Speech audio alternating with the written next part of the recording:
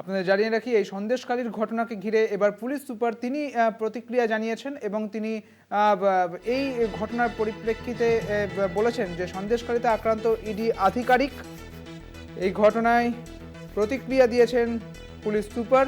সন্দেশখালির ঘটনায় প্রতিক্রিয়া পুলিশ সুপারের।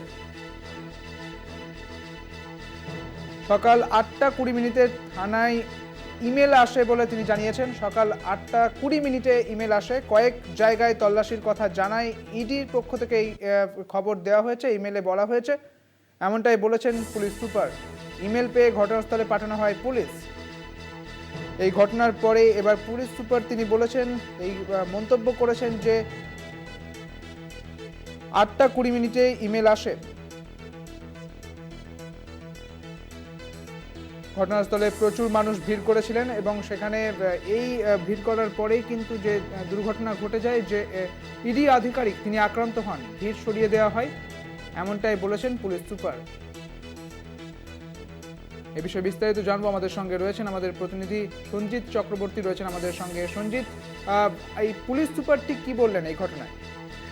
দেখো, বসিরহাট পুলিশ জেলার পুলিশ সুপার তিনি একদম নিয়ে বলে কোড আনকোড বলেছে সকাল 8:20 নাগাদ সন্দেশখালী থানায় একটি মেল বা সেখানে জানানো হয় ইডি আধিকারিকরা তল্লাশি করবে বেশ কিছু জায়গায় সন্দেশখালী।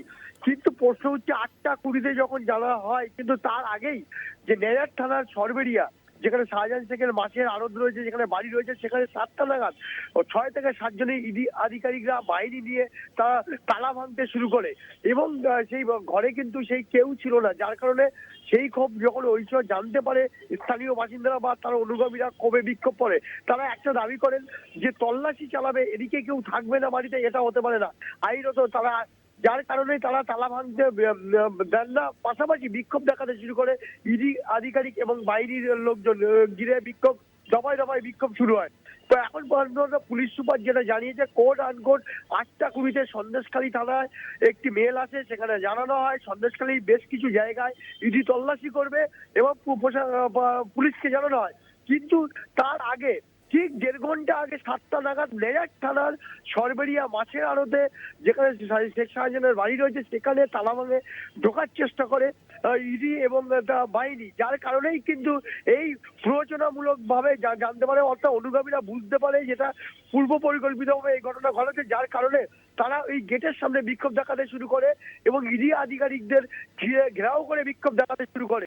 এখন এই 1.5 ঘন্টার ডিফারেন্স, অর্থাৎ পার্থক্য, যেখানে 8:20 মেল আসলো সন্দেশখালী থানায়, কিন্তু তল্লাশি শুরু হচ্ছে নেড়াট থানার সরবেরিয়া মাছের আড়তে শাহজাহান শেখের বাড়িতে। এই 1.5 ঘন্টার মধ্যে এতটা ডিফারেন্স পার্থক্য, তাহলে একদম পুরো পূর্ব পরিকল্পিত, অর্থাৎ কুরুস্কানিক ভাবেই এইটা ইডি আইন কিন্তু হাতে তুলে নিয়ে নিজেরাই কিন্তু তালা ভেঙে ঢোকার চেষ্টা করেছিল, এমনটা কিন্তু অনুগামীরা দাবি করছে, অর্থাৎ শাহজাহান শেখের অনুগামীরা দাবি করছে। এই নিয়ে কিন্তু তারা একদিকে অবরোধ, বিক্ষোভ, মারধর, তারপরে দুর্নুমার কাণ্ড, ইডি আধিকারিক আক্রান্ত, সবটাই কিন্তু দফায় দফায় শুরু হয়। এই নিয়ে কিন্তু এই রাজ্য পুলিশের তরফ থেকে এইটাই দাবি করা হয়েছে যে 8:20 আবারও একবারে বলছি কোড আনকোড যে সন্দেশখালী থানায় একটি মেল আছে, সন্দেশখালী বেশ কিছু জায়গায় ইডি তল্লাশি করবে, কিন্তু তার আগেই ঠিক 7টা নাগাদ নেড়াট থানায় ইডি আধিকারিকরা তালা ভেঙে শাহজাহান শেখের ঘরে ঢুকতে যায়, যেহেতু তার বাড়িতে কেউ ছিল না। কিন্তু এটা প্রশ্ন হচ্ছে ইডি আধিকারিকরা তাহলে বাড়িতে না থাকার কারণে তাদের সামনে না তল্লাশি না করে তারা কেনই বা একা ঢুকতে গেল, এটাও নিয়ে কিন্তু অনুগামীরা ক্ষোভ দেখিয়েছে। একদমই সঞ্জিত, কিন্তু যখন পুলিশ পৌঁছলো তারপরে তাদের কি কি কাজ ছিল? যখন পুলিশ পৌঁছালো, পুলিশ গিয়ে তখন যারা এই ঘটনায় আক্রান্ত হয়েছে, পুলিশ ওই ঘটনাস্থলে বসে পুলিশ জেলা পুলিশ সুপার সহ অতিরিক্ত পুলিশ সুপার সহ বিভিন্ন থানার পুলিশ আধিকারিকরা যারা আক্রান্ত হয়েছে তাদের উদ্ধার করেছে, তাদের রীতিমতো হাসপাতালে পাঠানো হয়েছে। যারা যারা এই ঘটনার সঙ্গে যুক্ত তার তল্লাশি শুরু করেছে, সবটাই পুলিশ রিকভারি উদ্ধার করে তাদেরকে আবার ঠিকঠাক জায়গায় হাসপাতালে পাঠিয়েছে। সব নিয়ে গোটা পরিস্থিতির ওপর পুলিশ কিন্তু নজর রেখেছে। এখন প্রশ্ন হচ্ছে ইডির তল্লাশি নিয়ে দ্বিচারিতা দেখা দিয়েছে। একটা থানায় মেল আসলো 8:20, 7টায় নেড়াট থানায় শাহজাহান শেখের বাড়িতে তল্লাশি শুরু করলো, তালা ভেঙে চেষ্টা করলো, কিন্তু বাড়িতে কেউ ছিল না।